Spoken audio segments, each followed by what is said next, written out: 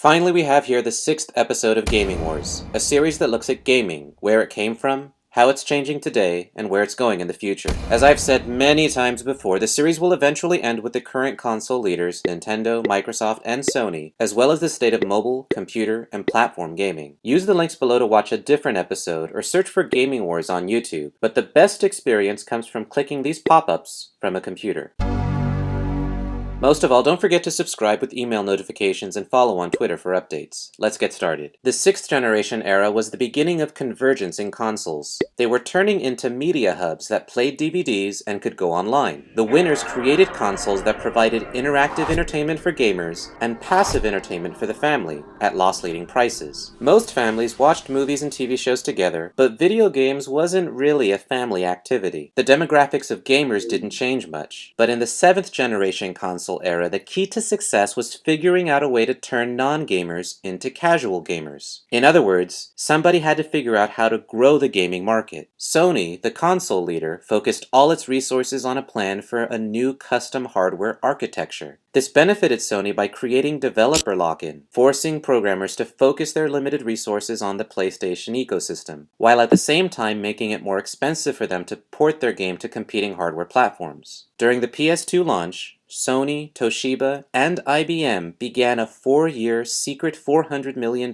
project in Austin, Texas. They wanted to make this new cell processor the main architecture for consoles, in the same way that x86 and ARM architectures dominate computers and smartphones. So IBM agreed to do most of the design and manufacturing, while Toshiba and Sony sent over their engineers to ensure a PS3 launch for Christmas 2005. But then Microsoft sneaked up and asked IBM if they could make the new chip for the upcoming Xbox 360. After checking with their own legal team, IBM showed Microsoft the designs to the cell core, and next thing you know, they had a deal. Wait, what?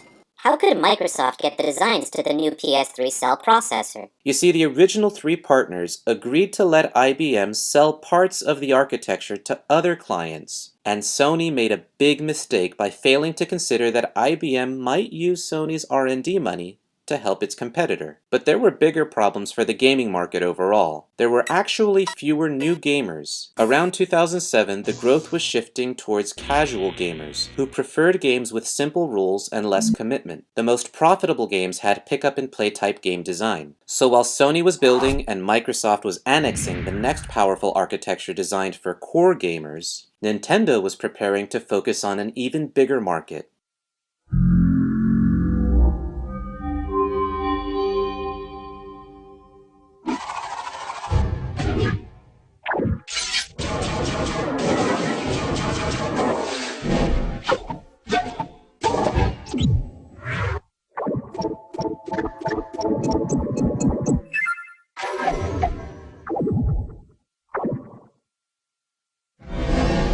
The Nintendo Wii was the first console to launch in North America first.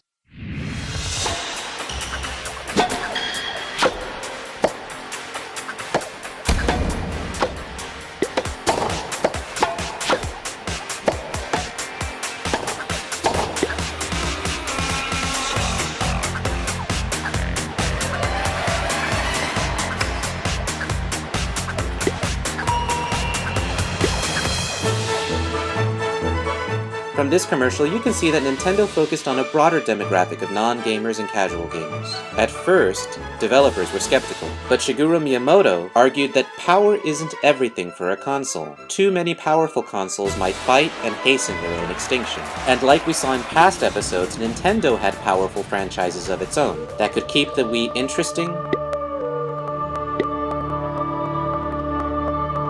fun,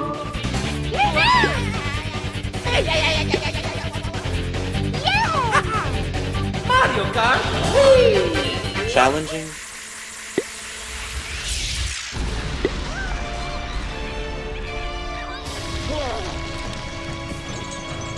and fresh for the whole family.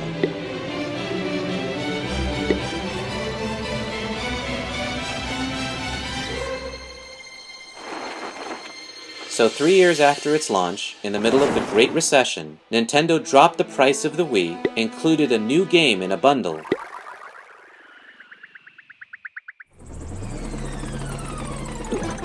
and set a record for the most consoles sold in a month in the US. Wait, the PS3 and the Xbox are way better for gamers. Graphics, hardware, everything is better. How could this happen? Most controllers and games have a learning curve. The Wiimote uses built-in accelerometers and an infrared sensor bar to determine location in 3D space. What this controller did was open up gaming to more people by translating common gestures in everyday life into actual game mechanics, so that almost anyone in the family could pick up a controller and start playing right away. In the meantime, Microsoft was working hard to bring Sony's secret PS3 cell architecture out to market before Sony, and IBM engineers helped Microsoft out by hiding their work on the Xbox CPU from their Toshiba and Sony partners. And then it was about to get worse for Sony. While IBM delivered both CPU designs on time, there was a manufacturing problem in the first run of PS3 chips. Microsoft planned ahead. They had a backup third party fabricate the chips in time for a launch a full year before the PS3 was even ready. To help out, Microsoft focused its first-party titles on the strength of the Xbox platform, first-person shooters.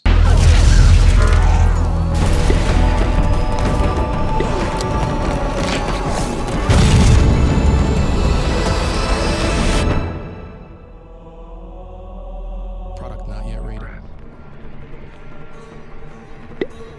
I have a rendezvous with death. And I, to my pledged word, am true. I shall not fail that rendezvous.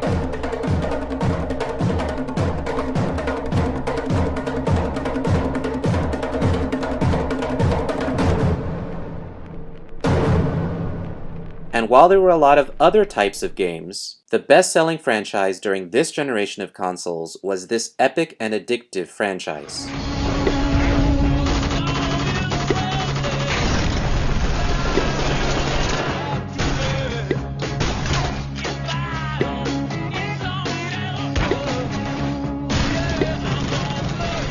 The first-person shooter genre relies heavily on the strength and reliability of Microsoft's superior Xbox Live infrastructure. You could download game demos, movies, and TV content. Gold members could take full advantage of online gameplay, and today users get access to almost 30 million songs with media integration on Microsoft Windows 8 computers and Windows phones and tablets. By the time the PS3 came out a year later, Microsoft had already shipped 10 million units. And even though Microsoft tripled its install base, it came at a high price. You had the Red Ring of Death, scratched discs, and then way too many versions of the Xbox came out later to try to fix these problems. Then finally, Sony launched the PS3 with a new unified gaming network and connectivity to its handheld gaming consoles.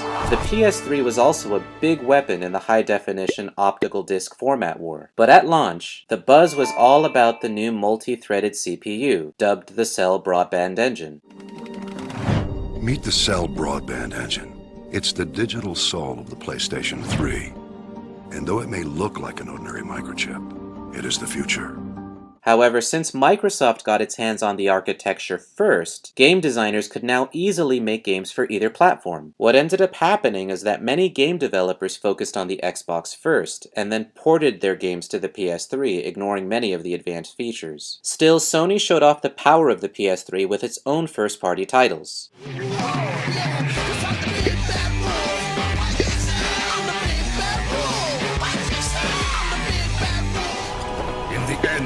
We will triumph. In the end, there will be only chaos.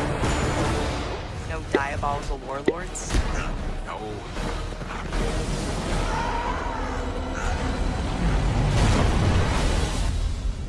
Not going down there without some hardware. Go talk to that rug merchant we just passed. Well, guns, weapons. He's not really a rug merchant. Oh. And role-playing games could stretch out on the higher capacity Blu-ray discs.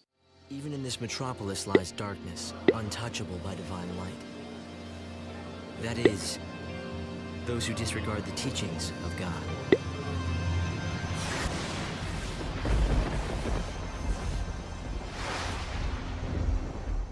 The more advanced features of the PS3 made the console the most expensive unit initially, but with later versions, Sony was able to use die shrinks to bring the cost of the PS3 down and make it lighter and more efficient. So with the Xbox 360's hardware issues, and the PS3's high price and network security concerns, many turned to Nintendo. The Wii created a bigger market of gamers. New game mechanics made it easier for non-gamers to play games. But among core gamers, Microsoft tripled its install base, while Sony was cut in half. Both companies recognized Nintendo got it right, and eventually came out with their own 3D motion controllers, with the Xbox Kinect holding the title of the fastest-selling gaming peripheral device. So although Sony dominated the 5th and 6th generation of consoles, Gabe Newell, co-founder of Valve, a major game developer we'll talk about later, described the PS3 as a total disaster. I think it's really clear that Sony lost track of what customers and what developers wanted. To make matters worse, if the Japanese economy continues to deflate, both Sony and Nintendo might continue to have a bad time. Even though console games were getting better, the 7th generation market experienced the slowest growth rate. Many more options for casual gamers started coming out, and the massive expense of developing console platforms, coupled with the global recession, resulted in fewer gaming and hardware choices for core gamers. And powerful mobile devices are becoming good enough to satisfy casual gaming demand. In the future, consoles will also need to become better media hubs for music, movies, and TV, while also leveraging existing devices for more functionality and gameplay if they hope to survive. Because there are some challengers coming to the big three in the 8th generation console wars, as the living room has become the next frontier for innovation. So stay subscribed as we go over the announcements coming in 2013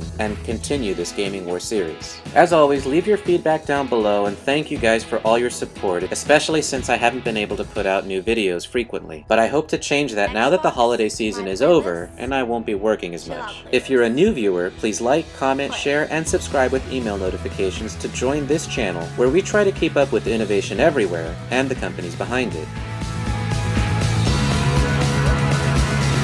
Time to go. Okay.